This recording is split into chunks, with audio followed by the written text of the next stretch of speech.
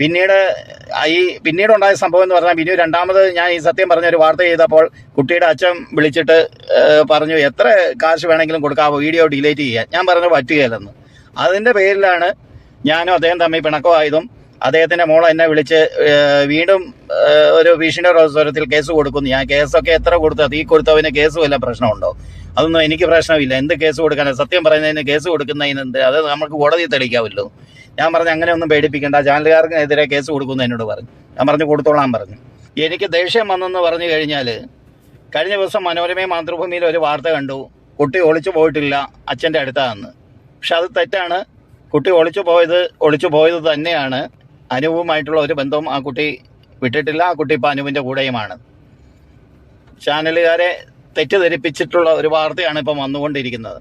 ഈ വിഷയം സത്യം പറഞ്ഞതിൻ്റെ പേരിൽ ഞാൻ ഒരു hi guys, welcome back to new video. എല്ലാവർക്കും പുതിയൊരു വീഡിയോയിലേക്ക് സ്വാഗതം.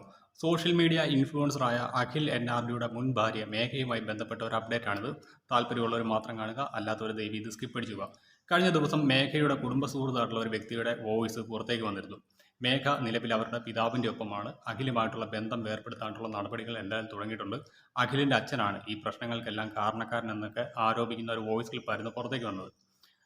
മേഘ ഒളിച്ചോടിപ്പോയ ശേഷം 4 ദിവസമേ അവരുടെ കാമുകനായിട്ടുള്ള അനൂപിൻ്റെ വീട്ടിൽ താമസിച്ചിട്ടുള്ളൂ. അതിനുശേഷം നേരെ അവരുടെ അച്ഛൻ്റെ അടുത്തേക്ക് മടങ്ങിപ്പോവുകയാണ് ചെയ്തത്. അതിന് കാരണം ഈ പറയുന്ന അനൂപിൻ്റെ വീട്ടിൽ മേഘ എന്ന് പറയുന്ന പെൺകുട്ടിക്ക് ജീവിക്കാനുള്ള അടിസ്ഥാന സൗകര്യങ്ങൾ ഒന്നും തന്നെ ഉണ്ടായിരുന്നില്ല. അതായത് നമുക്കറിയാം, അഖിൽ NRD എന്ന് പറയുന്ന സോഷ്യൽ മീഡിയ ഇൻഫ്ലുവൻസർ, അദ്ദേഹം ധാരാളം പണം സമ്പാദിച്ചിട്ടുണ്ട്. അതുകൊണ്ട് തന്നെ ആ ഒരു വീട്ടിൽ നല്ല രീതിക്ക് ജീവിക്കാനുള്ള എല്ലാ അടിസ്ഥാന സൗകര്യങ്ങളും മേഘയ്ക്ക് ഉണ്ടായിരുന്നു.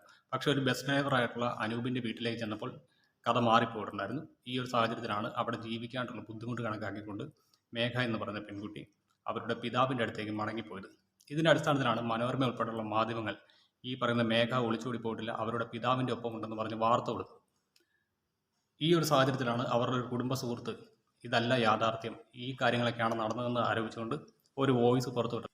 ആ ഒരു വോയിസ് പുറത്തുവിട്ടതിന് തൊട്ട് പിന്നാലെ ആ ഒരു കുടുംബ സുഹൃത്തിനെ മേഘയും അവരുടെ കുടുംബക്കാരും ഭീഷണിപ്പെടുത്തുകയുണ്ടായി.